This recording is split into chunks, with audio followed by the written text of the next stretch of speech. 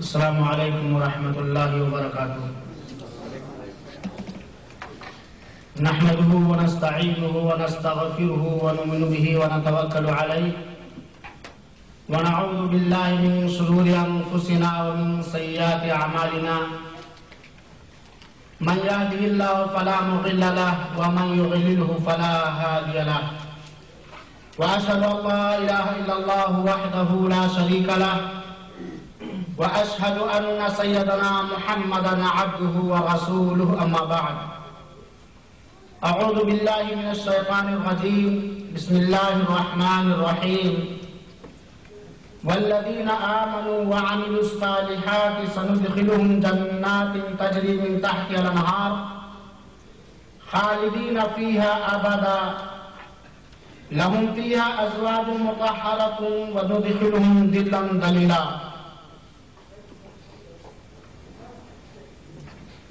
حاضرین کرام، اسلامی بھائیوں اور میری پیاری ماؤں اور بہنوں، عرصے دراز کے بعد اپنی اس اسٹیج سے مجھے خطاب کرنے کا موقع ملا ہے، اور اگر اللہ رب العالمین نے توفیق دی تو انشاءاللہ العزیز گھنٹہ یا 1.5 گھنٹہ ہم آپ کے سامنے اپنے موضوع پر گفتگو کریں گے. یقینی طور پر جو سوچ کر میں نے موضوع کا انتخاب کیا تھا اور جس ظروف کے پیش نظر اس موضوع کو اپنایا گیا تھا، وہ ظروف یا وہ فکر اور سوچ اس بات کا متقاضی ہے کہ اس پر تفصیلی بحث کی جائے، لیکن سامعین کے حالات کے مد نظر تفصیل کے ساتھ پورے موضوع کی وضاحت نہیں ہو سکتی ہے، اس لیے کہ اس موضوع کے اندر بہت سارے مسائل ایسے ہیں جن کا تعلق عقیدے سے ہے، جن کا تعلق اعمال سے ہے، جن کا تعلق اسلامی سماج سے ہے، جن کا تعلق انفرادی زندگی سے بھی ہے.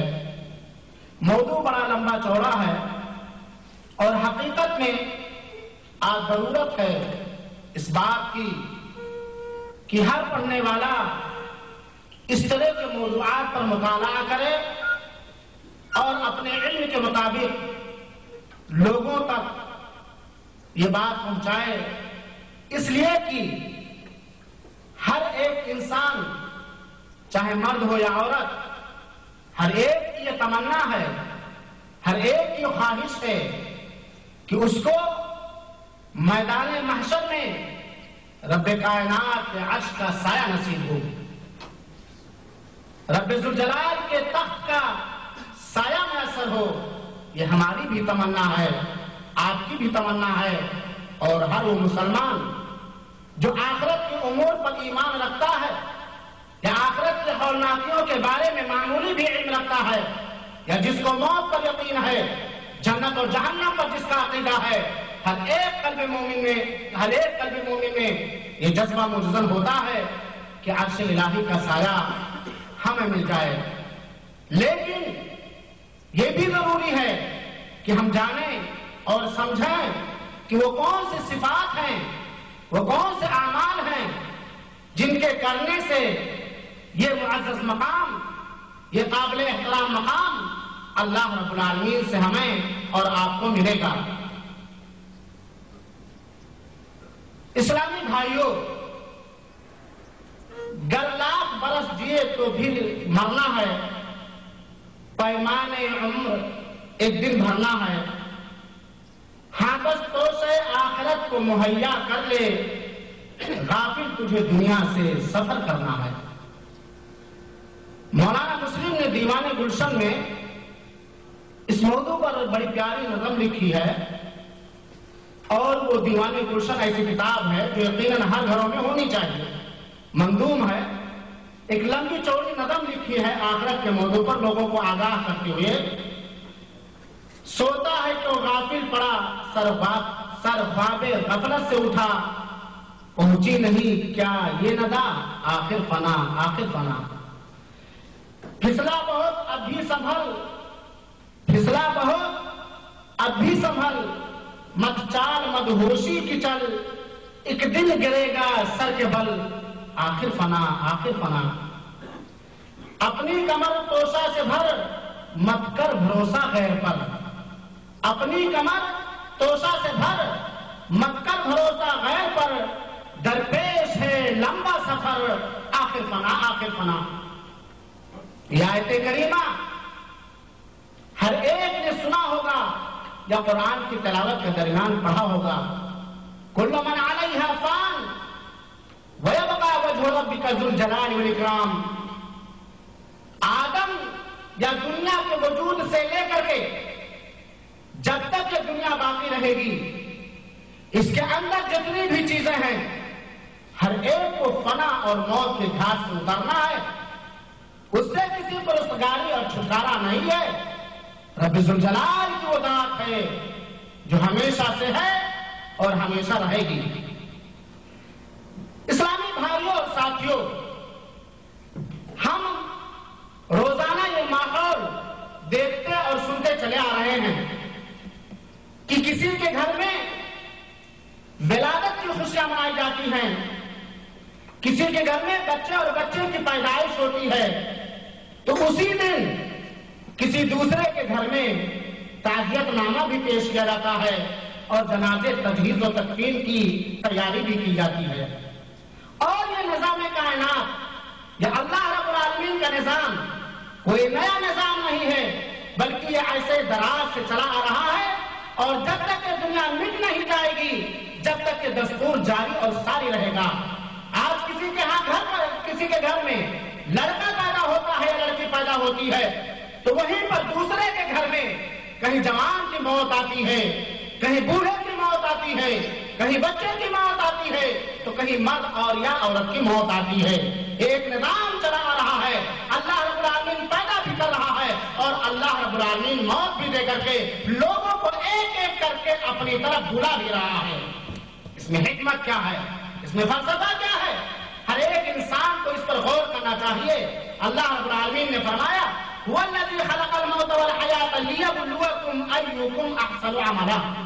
اللہ رب العالمین نے موت کو پیدا کیا ہے، باری تعالیٰ نے زندگی کو بنایا ہے. مقصد کیا ہے رب ذوالجلال کا؟ اس مقصد کی وضاحت اللہ رب العالمین نے 29ویں پارے کے سورہ ملک میں کر دیا ہے. لِيَبْلُوَكُمْ أَيُّكُمْ أَحْسَنُ عَمَلًا. اے میرے بندے، دنیا کے اندر میں نے تجھ کو پیدا کیا اور زندگی گزارنے کے سارے اطوار اور طور طریقے میں نے بتلا دیے. زندگی گزارنے میں جن چیزوں کو تجھے ضرورت تھی وہ ساری کی ساری چیزیں ہم نے مہیا کر دیا اور ایک دن ہمارا فرشتہ پہنچے گا تیرے پاس اور میری عطا کی ہوئی روح اور میری دی ہوئی جان تجھ سے نکال کر کے چلا گا. چاہے تو اسے دینے کے لیے رضامند ہو یا اس سے انکار کر دے، تیری بس نہیں چلے گی. یہ میں نے نظام کس لیے بنایا ہے، یہ میں نے دستور کس لیے بنایا ہے؟ دنیا کو رچایا، بہت سب کچھ بنایا اور پھر دنیا کو میں بھی گزار رہا ہوں. مقصد کیا ہے؟ لِيَبْلُوَكُمْ أَيُّكُمْ أَحْسَنُ عَمَلًا، تاکہ اللہ رب العالمین آزمائے، امتحان لے، جانچے اور پرکھے کہ ہم میں سے، تم میں سے کون اچھا ہے عمل کے اعتبار سے، تم میں سے کون سی عورت اچھی ہے نیک اعمال اور نیک عقیدے کے تعلق سے، تم میں سے کون مرد بوڑھا ہو یا نوجوان کون اچھا ہے عمل اور کردار کے اعتبار سے. اس آیت کریمہ سے یہاں یہ بات بھی معلوم ہو گئی کہ اللہ رب العالمین کے دربار میں حسن و جمال کا کوئی مقام و مرتبہ نہیں ہے، جہاں حسبت کا کوئی مقام و مرتبہ نہیں ہے اور کسی چیز کا کوئی مقام و مرتبہ نہیں ہے. اگر مقام و مرتبہ ہے تو عمل صالح کا، جس کو اللہ رب العالمین نے فرمایا تھا ان اکرمکم عند اللہ اتقاکم، تم میں سب سے زیادہ باعزت رب ذوالجلال کی نگاہ میں وہ ہے رب کائنات سے تم میں سب سے زیادہ جلنے والا ہوگا. میرے بھائی اور ساتھیوں، یہ آیت کریمہ ہم سے اس بات کا مطالبہ کر رہی ہے کہ ہر ایک انسان اپنے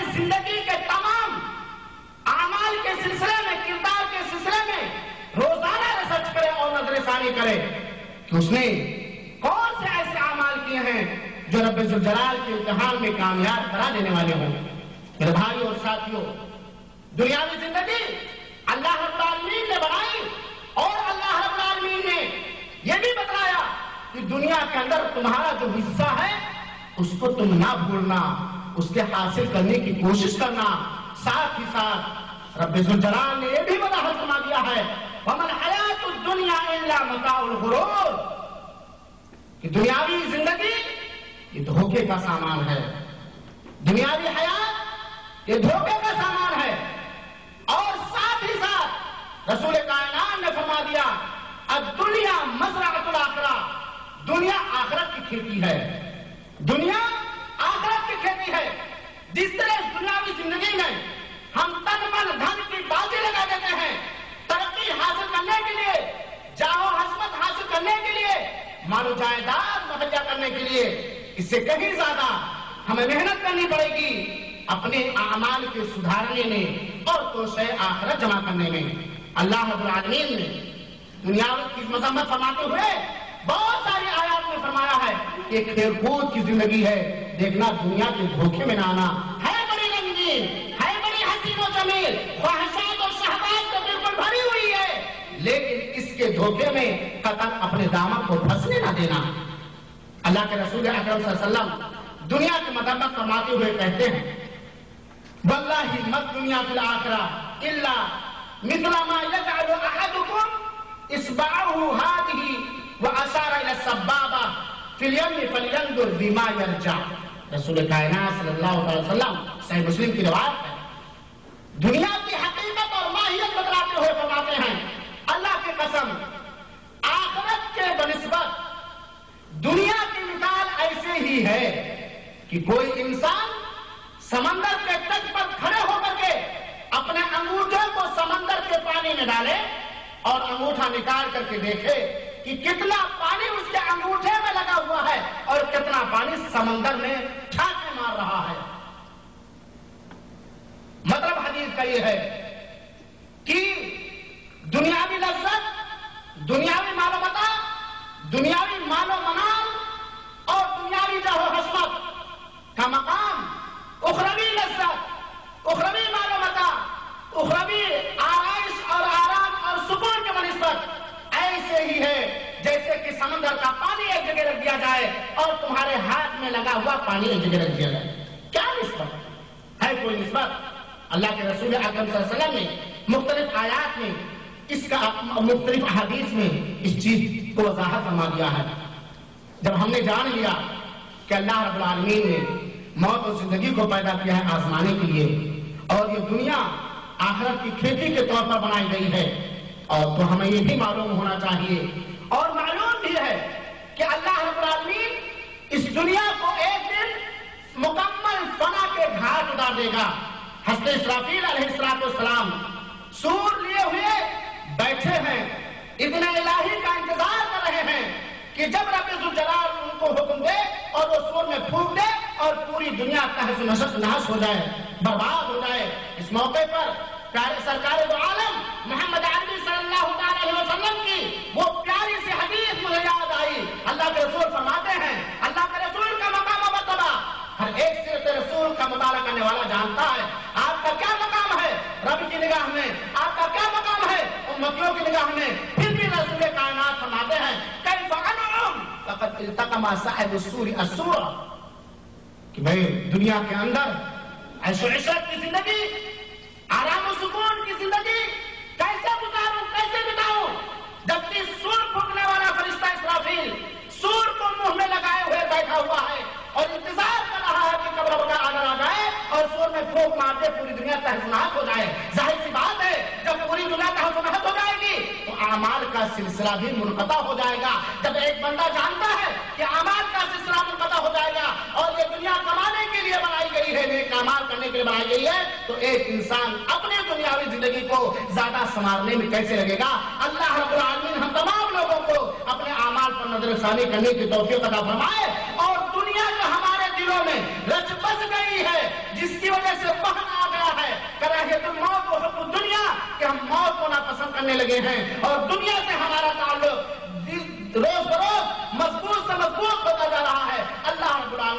کو ہمارے اندر سے ختم کر دے۔ جب حضرت اسرافیل علیہ السلام سور میں پھونک مار دیں گے، ابتدائی بات ہے، تو پوری دنیا کا ہنس نہس ہو جائے گی۔ پھر دوبارہ جب سور پھونکا جائے گا تو سارے کے سارے اپنی اپنی قبروں سے اٹھ کھڑے ہوں گے، حضرت آدم سے لے کر کے قیامت کے آنے تک جتنے انس و جن اس دنیا کے اندر پیدا کیے گئے ہیں، سارے کے سارے اٹھ کھڑے ہوں گے اور جائیں گے کہاں؟ میدان محشر، جہاں چند خوش نصیبوں کو عرش الہی کا سایہ ملے گا۔ میرے بھائیوں اور ساتھیوں، میدان محشر ہے کیا؟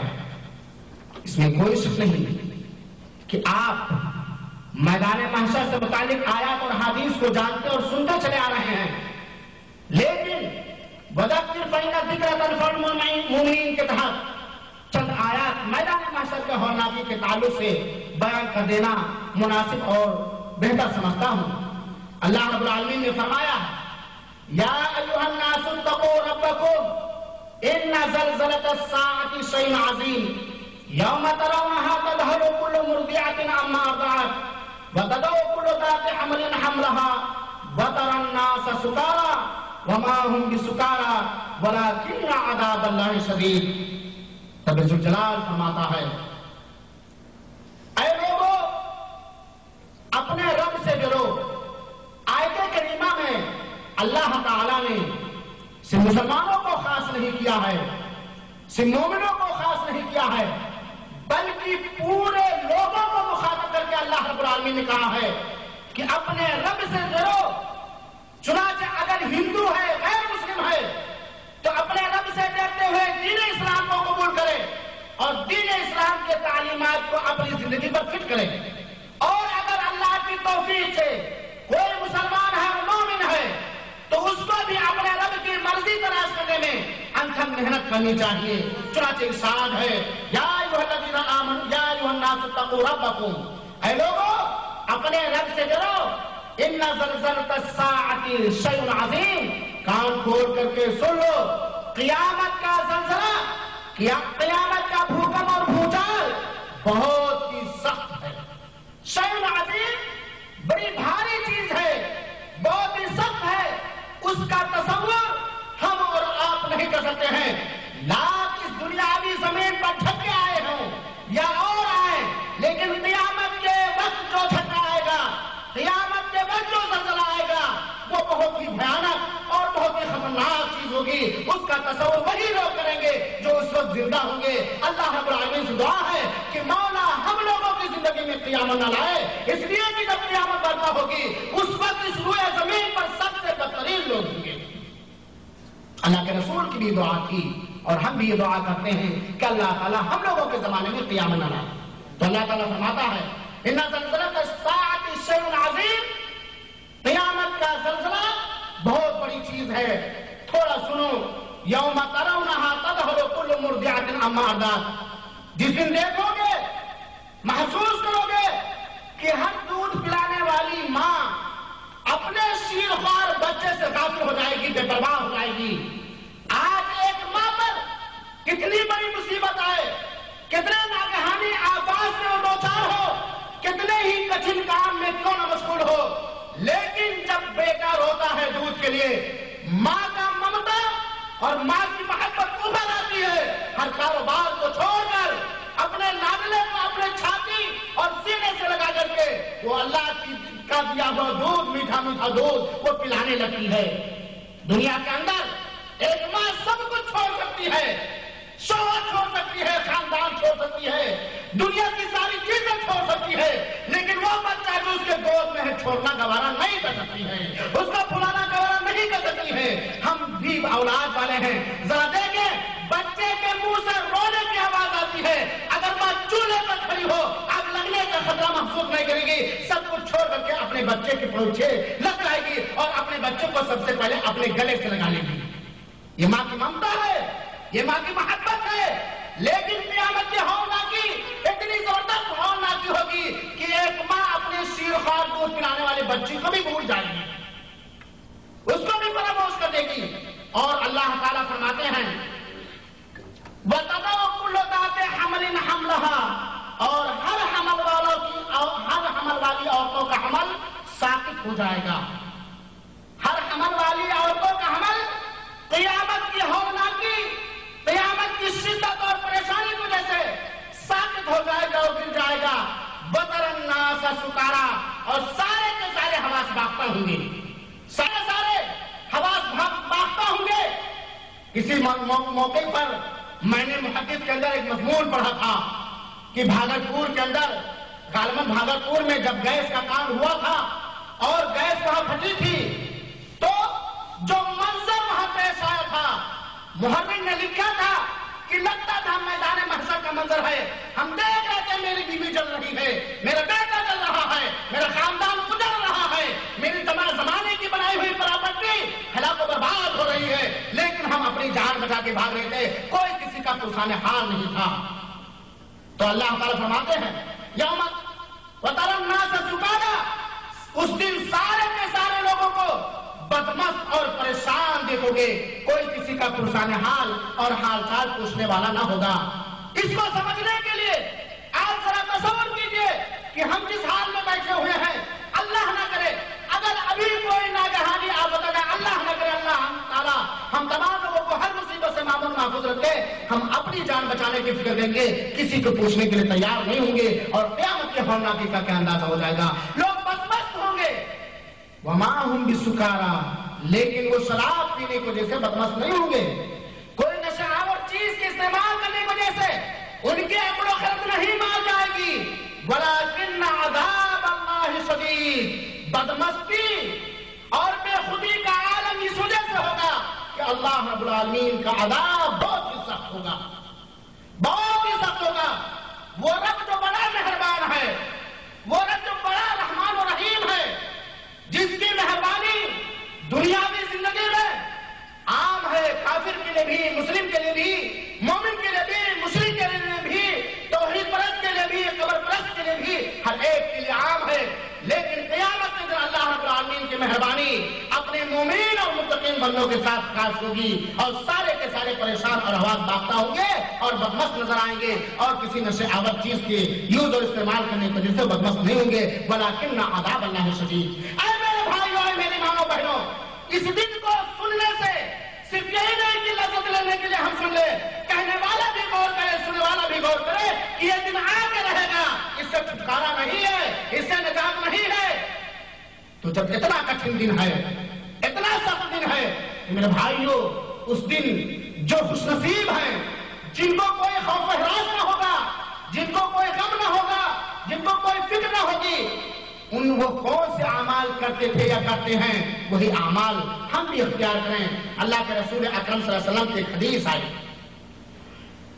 اما عائشہ رضی اللہ تعالیٰ عنہا، یہ اللہ کے رسول اکرم صلی اللہ علیہ وسلم کی چہیتی بیوی ہے، کہتے ہیں سمعت رسول اللہ صلی اللہ علیہ وسلم یقول، میں نے رسول کائنات صلی اللہ علیہ وسلم سے فرماتے ہوئے سنا، یحشر الناس یوم القیامہ حفاۃ غرلا حفاۃ عراۃ غرلا. اللہ کے رسول فرماتے ہیں قیامت کے دن سارے کے سارے لوگ ننگے پیر، ننگے بدن اور غیر مختون اٹھائے جائیں گے. جب لوگ اپنی قبروں سے اٹھیں گے تو ننگے پیر ہوں گے، پیر میں جوتیاں اور چپل نہیں ہوں گی، سینڈلیں نہیں ہوں گی، اور کوئی چیز نہیں ہوگی، بدن میں بھی کوئی کپڑا نہیں ہوگا، اور غیر مختون اٹھایا جائے گا، یعنی ختنہ مرد جو ہوگا ختنہ کیا ہوا نہیں ہوگا. جیسا اللہ رب العالمین نے دنیا کے اندر پیدا کیا ہے، ننگے آئے ہیں نا، نہ پیر میں چپل تھی، نہ ہاتھ میں دستانہ تھا، نہ سر میں ٹوپی تھی، اور نہ باڈی اور جسم پر کوئی کپڑا تھا، ہم ننگے آئے ہیں اور مردوں لڑکوں کا خطرہ بھی نہیں ہوتا. ایسے ہی ایک انسان اپنی قبر سے اٹھایا جائے گا. اب عائشہ ذہین و فطین ماں، ذہین و فطین ماں، امت کو ایسی ماں ملنا مشکل ہے. اما عائشہ نے پوچھا، اے اللہ کے رسول اکرم صلی اللہ علیہ وسلم، یا رسول اللہ، اے اللہ کے رسول اکرم صلی اللہ علیہ وسلم، الرجال والنساء جميعا، مرد اور عورت سارے کے سارے ننگے اٹھائے جائیں گے؟ سوال ذہن میں ابھرا. اما عائشہ نے سوال کر دیا. اللہ کے رسول اکرم صلی اللہ علیہ وسلم کہتے ہیں ہاں ایسے ہو. کہتی ہے جب مرد اور عورت دونوں ایک ساتھ ننگے اٹھائے جائیں گے، ينظر بعضهم الى بعض، تو ایک دوسرے کی شرمگاہ کی طرف لوگ دیکھیں گے نہیں؟ دنیا کے اندر کیا ہے، آج ایک عورت اگر اپنے نقاب کے اندر چلے پھر بھی فاسقوں اور فاجروں کی غلط نگاہیں ان کے جسم کے اندرونی حالات کے سلسلے میں معلومات حاصل کرنے کے لیے ٹوہ میں لگ جاتی ہیں۔ تو اما عائشہ کا سوال اپنی جگہ پر برحق تھا، بدل تھا کہ اے اللہ کے رسول اکرم صلی اللہ علیہ وسلم، جب سارے کے سارے ننگے اٹھائیں گے تو کیا ایک دوسرے کی نگاہ کی طرف، ایک دوسرے کی شرمگاہ اور ایک دوسرے کے جسم کی طرف نہیں دیکھیں گے؟ اللہ کے رسول نے فرمایا یا عائشہ الامر اشد ان ينظر بعضهم الى بعض، معاملہ اس سے کہیں زیادہ سخت ترین ہوگا کس کو مہلت ہے کہ کوئی کسی کی شرمگاہ کی طرف دیکھے۔ اگر لوگ ننگے ہوں گے لیکن اس دن کے ہولناکی، شدت اور پریشانی میں اس طرح کے خود ہوں گے کہ کسی کو یہ فکر نہیں ہوگی کہ دوسرے کی شرمگاہ کی طرف دیکھے۔ تم شرمگاہ دیکھنے کی بات کر رہے ہو، وہاں اپنوں کی کسی کو فکر نہیں ہوگی۔ یہاں پر موضوع سے ہٹ کے ایک بات بتا دوں، اس سلسلے میں اختلاف ہے کہ سارے کے سارے ننگے اٹھائیں گے یا کپڑا پہن کے اٹھائیں گے۔ بعض روایتوں سے پتہ چلتا ہے، جیسے صحیح مسلم کی روایت ہے، اس سے پتہ چلتا ہے کہ سارے کے سارے ننگے اٹھائیں گے۔ بعض روایتوں سے پتہ چلتا ہے کہ سارے کے سارے کپڑے پہن کے اٹھائیں گے اور جب دوڑنے لگیں گے میدان محشر کی طرف تو پھر کپڑا سب کا جسم سے نکل جائے گا۔ لیکن علماء نے اس سلسلے میں توجیہ پیش کی ہے کہ سارے کے سارے کپڑے پہن کے اٹھیں گے، بعض علماء نے کہا ہے، اور پھر آگے جا کر کے ان کے بدن عاری اور خالی ہو جائیں گے، اور سب سے پہلے جو پہلہن پہنایا جائے گا، کپڑا پہنایا جائے گا، وہ سیدنا ابراہیم علیہ السلام کو پہنایا جائے گا۔ سب سے پہلے جو پوشاک عطا کی جائے گی سیدنا ابراہیم علیہ السلام کو عطا کی جائے گی۔ اور اسی طریقے سے میدان محشر کے ہولناکی کے سلسلے میں حضرت مقداد بن اسود کہتے ہیں کہ میں نے رسول اکرم صلی اللہ علیہ وسلم سے سنا تدنى الشمس يوم القيامة من الخلق حتى تكون منهم كمقدار میل۔ ہم نے اللہ کے رسول اکرم صلی اللہ علیہ وسلم فرماتے ہوئے سنا ہے کہ روز محشر قیامت کے دن سورج اتنا قریب کر دیا جائے گا کہ ہر ایک انسان کے سر سے اور سورج کے درمیان کا فاصلہ 1 میل کا ہوگا۔ 1 میل یہ زمین کی مسافت، یا وہ میل جو سرمدانی کے اندر ڈالی جاتی ہے جس کو ہم سلائی کہتے ہیں۔ اکثر اقوال اسی بات کی تائید کرتے ہیں کہ قیامت کے دن میدان محشر میں سورج ہر ایک کے سوا نیزے پر ہوگا، یعنی سرمدانی کے اندر جو سلائی ڈالی جاتی ہے اتنا قریب کر دیا جائے گا۔ اور کہتے ہیں فَيَكُونُ النَّاسُ عَلَىٰ قَدْرِ أَعْمَالِهِمْ، تو لوگ اپنے عمل کے حساب سے پسینے کے اندر ہوں گے۔ ٹھنڈی کا موسم ہے، دروازے بند ہیں، میں پسینے سے شرابور ہوں، لیکن اسی احساس کے اندر گرمی کے ایام میں کس طرح پسینے ہوتے ہیں، کتنی گرمی ہوتی ہے، جبکہ سورج کتنے فاصلے پر ہے، ہم اور آپ اس کی پیمائش اور صحیح ناپ نہیں کر سکتے ہیں۔ اور وہ دن جس دن کی یہی تیز ترار سورج اپنی اور زیادہ شدت اور حدت کے ساتھ بالکل سر کے اوپر کھڑا کر دیا جائے گا، اس دن انسان کے جسم سے کتنا پسینہ نکلے گا اس کا تصور اسی دن ہوگا جس دن اس حالات سے انسان گزرے گا۔ سارے کے سارے انسان اپنے اپنے عمل، اپنے اپنے کردار، اپنے اپنے عقیدے کے حساب سے پسینے کے اندر ہوں گے۔ کسی کا پسینہ ٹخنے تک ہوگا تو کسی کا پسینہ کمر تک ہوگا تو کسی کا پسینہ تھوڑی تک ہوگا، اور کوئی الزمہ الجامہ، اور کچھ لوگ ایسے ہوں گے کہ پسینہ ان کے منہ میں لگام اور نقی لگا دیا ہوگا، یعنی وہ غوطے کھا رہے ہوں گے، اس کے اندر تیر رہے ہوں گے۔ ذرا آپ تصور کیجئے میدان محشر کا۔ یہ تصور کرنے کے بعد عرش الہی کے سائے کا مطلب سمجھ میں آ جائے گا۔ ایک تو سورج بھی قریب ہے اور لوگوں کے جسم سے بدبودار پسینہ بھی نکل رہا ہے، اور سورج کی تپش اور سورج کی حدت سے پسینے کا پانی یہ گرم بھی ہو چکا ہے۔ کیا حال ہوگا میرے بھائیوں؟ ایک سیکنڈ کے لیے اپنے ہیٹر پر گرم کیے ہوئے پانی کے اندر ہم انگلیاں نہیں رکھ سکتے ہیں، ہم کھڑے نہیں ہو سکتے ہیں، اور اس دن جبکہ بہت سارے پسینے پہلے ہوں گے، بڑے گرم ہوں گے، اس دن اگر اس کے اندر ہمیں راحت نہ ملی، ہمیں عرش کا سایہ نہ ملا، ہم اللہ رب العالمین کے مقرب بندے نہ بن سکے، تو ہمارا اور آپ کا کیا ہوگا؟ اللہ رب العالمین سے دعا ہے کہ مولا میدان محشر میں میری حفاظت فرما، مولا میدان محشر میں ہم سب کی حفاظت فرما، اور اپنی رحمت سے ہم سب کو بھی اپنے عرش کے سائے میں جگہ نصیب فرما، آمین یا ارحم الراحمین۔ میرے بھائیو اور ساتھیو، یہ میدان محشر کا ایک مختصر سا خاکہ سننے اور سمجھنے کے بعد اب آئیں ذرا اصل موضوع پر.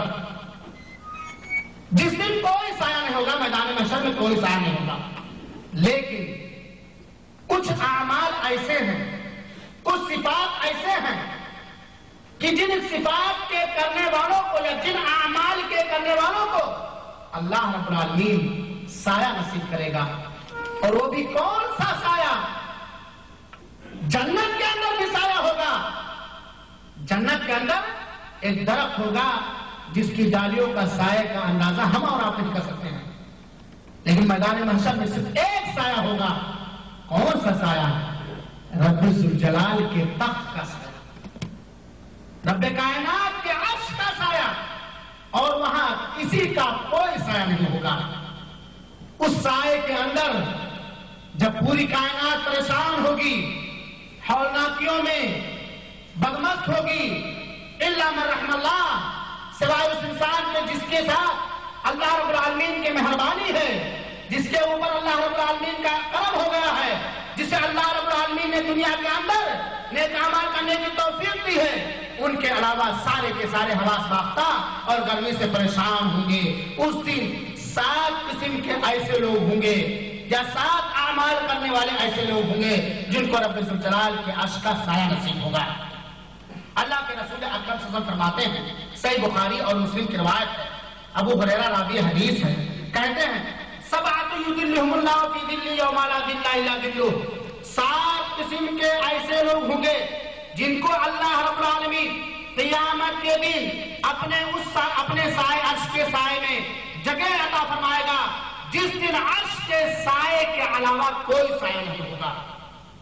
دوسری روایت میں ہے عرش کے سائے میں جگہ دے گا، جس دن عرش کے سائے کے علاوہ کوئی سایہ نہیں ہوگا. وہ کون ہے؟ وہ کون سی صفت ہے؟ وہ کون سے اعمال ہیں؟ ایک علمی بات یہاں پر اور بتلاتے چلوں. بخاری اور مسلم کی روایت سے اس بات کا اندازہ ہوتا ہے کہ صرف 7 قسم کے لوگ ہی رب ذوالجلال کے عرش کے سائے میں ہوں گے، لیکن صحیح مسلم کی ایک روایت سے پتا چلتا ہے دوسرے لوگ بھی عرش کے سائے میں ہوں گے. حافظ ابن حجر رحمۃ اللہ علیہ نے اور اسی طریقے سے جلال الدین علامہ جلال الدین سیوطی رحمۃ اللہ علیہ نے اور تعداد گرائی ہے. چنانچہ حافظ ابن حجر نے کہا ہے 28 لوگ عرش کے سائے میں ہوں گے، اور جلال الدین سیوطی نے تمہید العرش فی الخصال المؤتیہ بذل العرش میں ذکر کیا اپنی کتاب کے اندر کہ 70 لوگ ہوں گے جن کو عرش الہی کا سایہ ملے گا. یعنی وہ 70 لوگ وہ 70 اعمال کرنے والے ہوں گے جن کو عرش الہی کا سایہ ملے گا. لیکن حافظ ابن حجر نے کہا ہے کہ 28 سے زیادہ کی جو روایتیں ملتی ہیں ان میں سے اکثر روایتیں ضعیف ہیں اور معلل ہیں، قابل اعتماد نہیں ہیں. اور اس موضوع پر لکھنے والوں نے 2 3 جلد پر مشتمل ایک کتاب لکھی ہے. ساتھ ہی ساتھ ایک بات اور وضاحت کر دوں جو موضوع سے متعلق ہے کہ یہ عرش الہی کا سایہ صرف مردوں کے لیے خاص نہیں ہوگا، عورتیں بھی اس میں رہیں گی. جن کے اندر یہ صفت پائی جائے گی، 7 آدمی مراد نہیں ہے، 28 آدمی مراد نہیں ہے، 70 آدمی مراد نہیں ہے، بلکہ 28 یا 7 یا 70 یا جو بھی ہے، یہ صفت مراد ہے کہ یہ عمل جن کے اندر پایا جائے گا وہ عرش الہی کے سائے میں ہوں گے.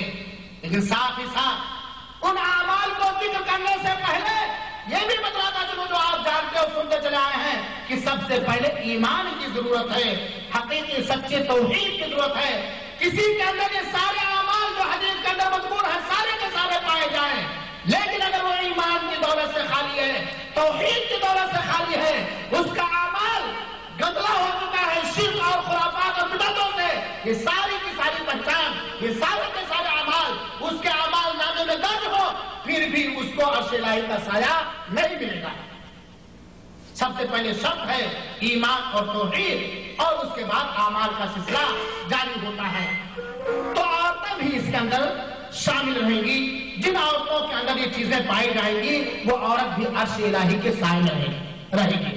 ہاں کچھ چیزیں ایسی ہیں جس کو عورت نہیں کر سکتی ہے، جس حدیث کے اندر مذکور ہے، جس انشاءاللہ بات آنے پر میں ذکر کروں گا.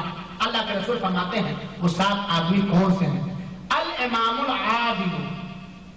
عادل عادل بادشاہ، عادل امیر المؤمنین، عدل کرنے والا بادشاہ۔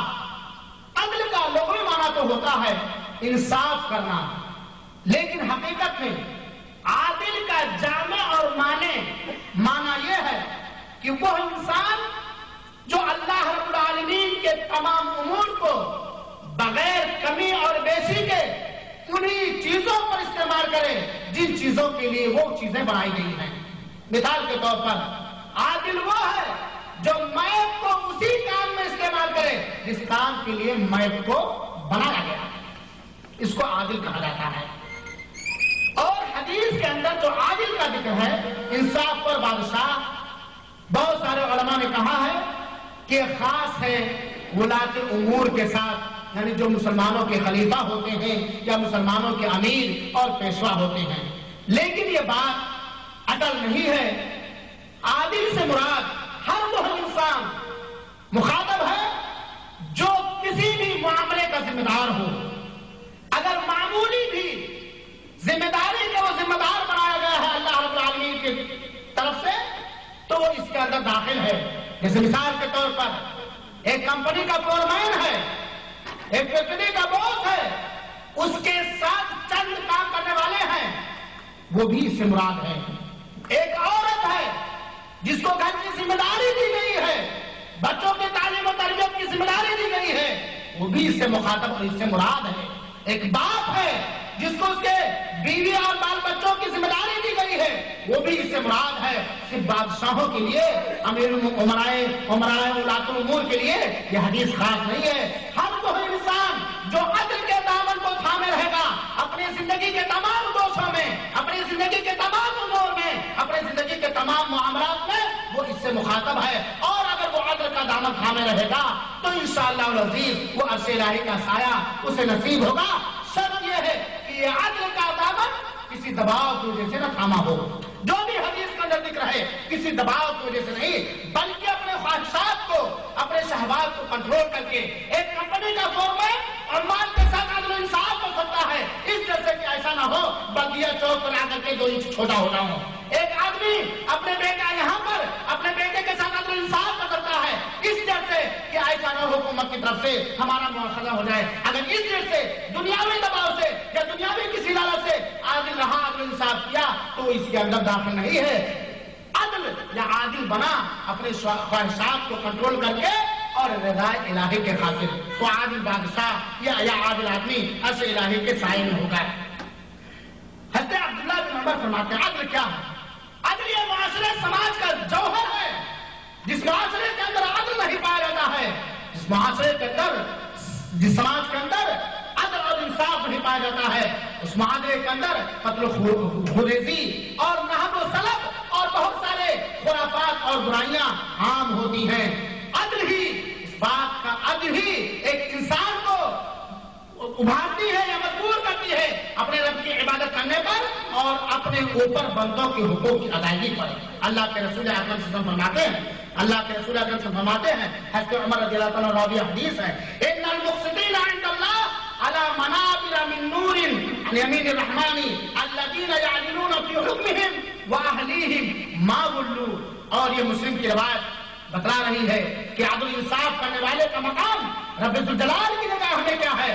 اللہ کے رسول فرماتے ہیں کہ عدل و انصاف کرنے والے، عدل و انصاف کرنے والے اللہ رب العالمین کے یہاں نور کے منبر اور اسٹیج پہ ہوں گے۔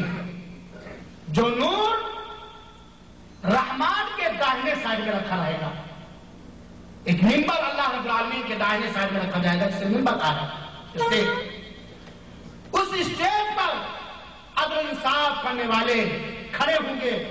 وہ لوگ کھڑے ہوں گے الذین یعدلون فی حکمہم، جو اپنے فیصلوں کے اندر عدل انصاف کیا کرتے ہیں، اور واہلیہم، اپنے اہل و عیال کے سلسلے میں عدل انصاف کیا کرتے ہیں، وما ولوا، اور جس چیز کا ان کو والی اور ذمہ دار بنایا گیا ہے اس میں عدل انصاف کرتے ہیں۔ تو ایسے لوگ قیامت کے دن رب ذوالجلال کی طرف سے تیار کردہ جو اس کے دائیں سائڈ میں ہے اس کے منبر پہ ہوں گے، اس اسٹیج پہ ہوں گے۔ حدیث پاک نے اس بات کی تائید کر دی کہ عادل سے مراد صرف ولاۃ امور یا خلیفۃ المومنین مسلمانوں کے پیشوا اور لیڈر ہی نہیں ہے، بلکہ ہر وہ انسان جس کو معمولی بھی ذمہ داری سونپی گئی ہے وہ سارے کے سارے اس حدیث سے مراد ہے۔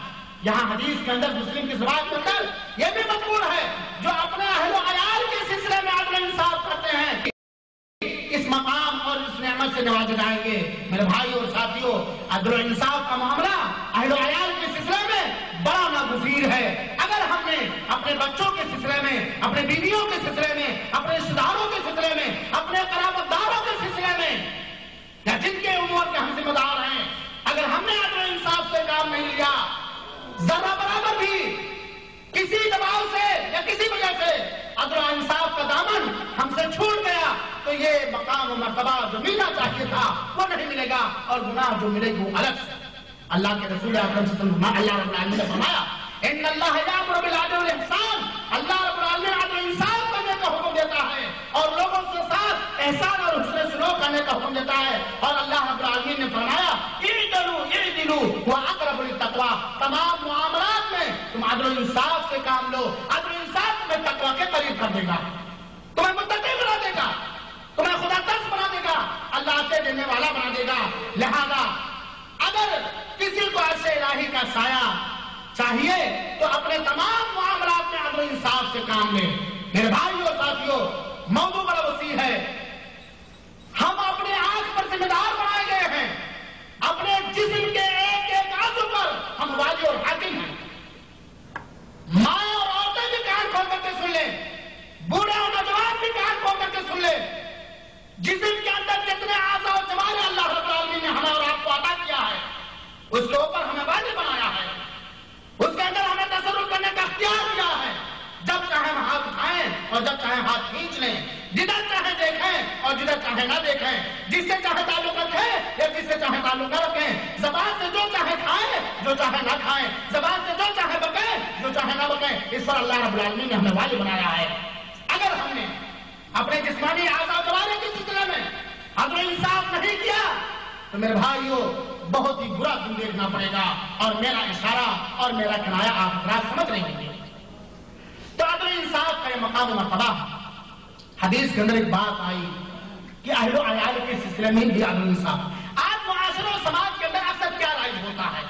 اکثر یہ بات رائج ہوتی ہے کہ کبھی کبھی ماں کا دل یا باپ کا دل کسی ایک بیٹے کی طرف مائل ہو جاتا ہے تو اس بیٹے کو کچھ اور نگاہ سے دیکھتی یا دیکھتے ہیں اور دوسرے بیٹوں کو کچھ اور نگاہ سے دیکھتے ہیں۔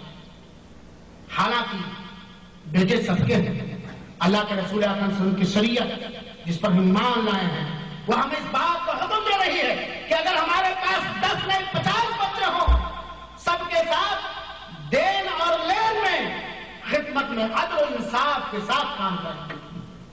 ایسا نہیں ہوگا، ایسا نہیں ہوگا کہ اگر آپ کا کوئی بیٹا آپ کو خرچہ زیادہ دیتا ہے تو آپ اس کے لیے دعائیں کریں، دوسرے کے لیے دعا نہ کریں، یا اس کو 1 ایکڑ کھیت زیادہ دے دیں اور دوسرے کو کم دے دیں، ایسا نہیں ہو سکتا۔ ہاں آپ کر سکتے ہیں، آپ کر سکتے ہیں، وہ ایک الگ مسئلہ ہے، لیکن اگر ہم نے مثال کے طور پر میری ماں خاص کر کے سن لیں، ان کے یہاں چیز بہت پائی جاتی ہے، اگر ہم نے 1 کپ 2 کپ چائے نکالا اپنے 2 بچوں کو دینے کے لیے، ایک بیٹی ہے ایک بیٹا یا دونوں بیٹے ہیں، اور صرف کسی دنیاوی وجہ سے 1 کپ کے اندر 1 چمچہ چائے زیادہ کر دیا، دوسرے کے اندر کم کیا، تو ہم نے ناانصافی کی اپنے بیٹے کے ساتھ، اور اس پر ہمارا اور آپ کا مواخذہ ہوگا۔ لہذا سب کے ساتھ عدل و انصاف سے کام لینا چاہیے۔ نعمان بن بشیر کا واقعہ ہے جو بخاری کی روایت ہے۔ نعمان بن بشیر کہتے ہیں کہ میرے باپ نے مجھے ایک اونٹ یا گھوڑا دیا، مجھے ایک اونٹ دیا، اور بعض روایت سے پتہ چلتا ہے کہ اللہ کے رسول اکرم صلی اللہ علیہ وسلم کے پاس گئے اور کہا ہم نے اس بیٹے کو ایک اونٹ دیا ہے، یاد نہیں آ رہا اونٹ یا گھوڑا، بہرحال ایک جانور دیا، آپ اس پر گواہ بن جائیے۔ ہمارے اور آپ کے پاس کوئی ایسا معاملہ لے کر کے آئے تو فوراً دستخط کر دیں گے گواہی۔ اللہ کے رسول پوچھتے کیا تمام بیٹوں کو ایسے دیا ہے؟ کہا نہیں، صرف اس کو۔ اللہ کے رسول اکرم صلی اللہ علیہ وسلم نے کہا فاتقوا اللہ واعدلوا بین اولادکم، اللہ سے ڈرو، اپنی اولاد کے سلسلے میں عدل انصاف کرو۔ اس غلط بات پر مجھے گواہ بنانے کے لیے آیا ہو؟ اللہ کے رسول نے روک دیا کہ اگر تم گھوڑا دینا چاہتے ہو تو سارے بچوں کو، جتنے بچے تمہارے پاس ان کو دو. ایسا نہیں ہو سکتا ہے کہ ایک بچوں کو اپنی پراپرٹی میں سے مالک بنا دو اور دوسرے بچوں کو محروم رکھ دو. آج اپنے انڈیا پاکستان کے برے ماحول میں کتنی ایسی چیزیں رائج ہیں کہ ایک باپ جس کا وہ بیٹا ہوتا ہے اپنی جائیداد سے اپنے بیٹے کو محروم کر دیتا ہے اور بعض بیٹوں کو بہت ساری جائیداد اس کے نام الگ کر دیتا ہے. کتنی ایسی مائیں ہیں بعض بچیوں کو اپنے زیورات دے دیتی ہیں اور اپنی دوسری بچی کو اس زیورات سے محروم رکھتی ہے. میری ماں، میرے بھائیوں،